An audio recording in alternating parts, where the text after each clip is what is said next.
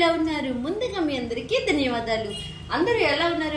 బిజీగా ఉన్నారా? పిల్లలు స్కూల్ అయితే స్టార్ట్ అయిపోయాయి కదా.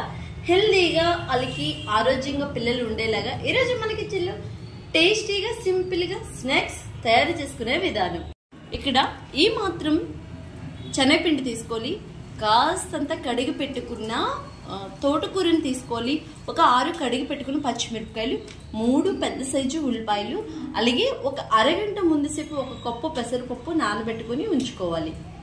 అలాగే ఒక వెల్లుల్లిపాయ బుద్దును కూడా తీసుకోవాలి. ఉల్లిపాయలు మనం ఇప్పుడు తొక్క తీసి సన్నంగా పొడిగ్గా కట్ చేసుకోవాలి. అలాగే తోటకూరను కూడా చిన్న చిన్న ముక్కలుగా కట్ చేసుకోవాలి. తోటకూరని ఇలా చిన్న చిన్న ముక్కలుగా కట్ చేసుకోవాలి. పచ్చిమిరపకాయలు ఇలా ఉల్లిపాయలు కూడా సన్నంగా పొడిగ్గా కట్ చేసుకొని తీసుకున్న వెల్లుల్లిపాయ బుద్దని కచ్చబిచ్చిగా దంచుకోవాలి. మనం ఒక బౌల్లో ఇలా వేసేసుకుందాము. ఒక దాంట్లో అన్ని కలిపి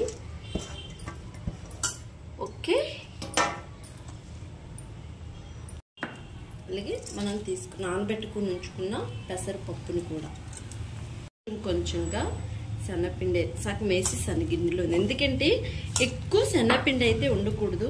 ఫస్ట్ మనం శనగపిండిని వేసాక ఇట్లా మనం మంచిగా కలుపుకోవాలి. ఎందుకంటే ఆకుకూరకి ఉల్లిపాయకి నీరు ఉంటుంది కాబట్టి ఎక్కువ లూజ్ ఉండకూడదు. ఈ పకోడీకి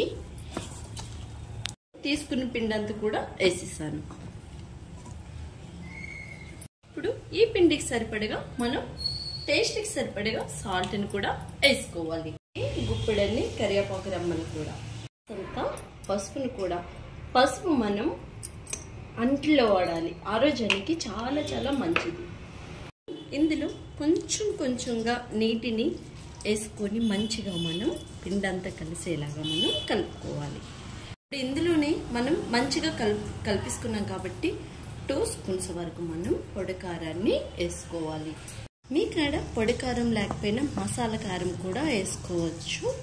సో చూసారు కదా, ఇలా తడి పొడిగా మాత్రమే ఉండాలి. ఇక్కడ శనగపిండి ఇలా లూజ్ అవ్వకుండా మనం ఉల్లిపాయల్లో మనం ఇలా కలుపుకోవాలి. అస్సలు చేతికి కూడా అంటట్లేదు చూడండి. ఇక్కడ మనం డీప్ ఫ్రైకి సరిపడిగా నూనెని పెట్టుకున్నాము కదా. మనం కలుపుకునే పిండిని ఇలా కొంచెంగా తీసుకొని మనం నూనెలో వేసుకోవడమే. మనం ఇక్కడ పిండి తక్కువ ఉంటుంది, ఉల్లిపాయలు ఆకుకూర ఎక్కువ ఉంది కాబట్టి ఇలా కొంచెం ఇలా చేసుకొని మనం వేసుకోవాలి. చూడండి, ఒకసారి పిండిని ఇట్లా తీసుకొని జస్ట్ ఇలా అనేసి నూనెలో వేసుకుంటే ఇడవకన్నా ఉంటుంది. ఇలా మంచి ఆయిల్లో పెట్టే వేగించుకోవాలి ఈ పకోడీని, లేదంటే ఆయిల్ పీరుస్తుంది. ఇందులో ఆయిల్ పీర్చే ఛాన్సే లేదు, ఎందుకంటే మనం కలుపుకుంది ఇక్కడ తడి పొడిగా. ఎక్కువగా నీళ్ళేసి కలుపుకుంటే అది మాత్రం ఆయిల్ ఎక్కువ పీరుస్తుంది. ఇలా మనం వేసుకునే పకోడీ కాస్తంత ఓపిక సహనంతో మంచిగా మనం చేసుకుంటే మంచి ఆరోగ్యంగా ఉంటామన్నమాట. ఇలా గోల్డెన్ కలర్ వచ్చేదాకా అయితే కంపల్సరీ మనం వేగించుకోవాలి. ఇప్పుడు మనం ఈ గోల్డెన్ కలర్లోనే తీసుకోవాలి, లేదు ఇంకొంచెం వేగిందంటే టేస్ట్ అంతగా బాగోదన్నమాట.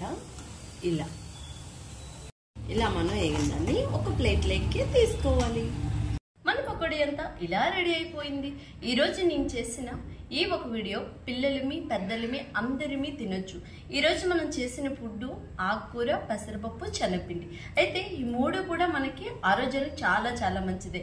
పిల్లలకి పెద్దవాళ్ళకి అందరిమీ తినేలాగా ఇంట్లో మంచి ఫుడ్ని ప్రిపేర్ చేసుకుందాం, అందరిమీ ఆరోగ్యంగా ఉందాం.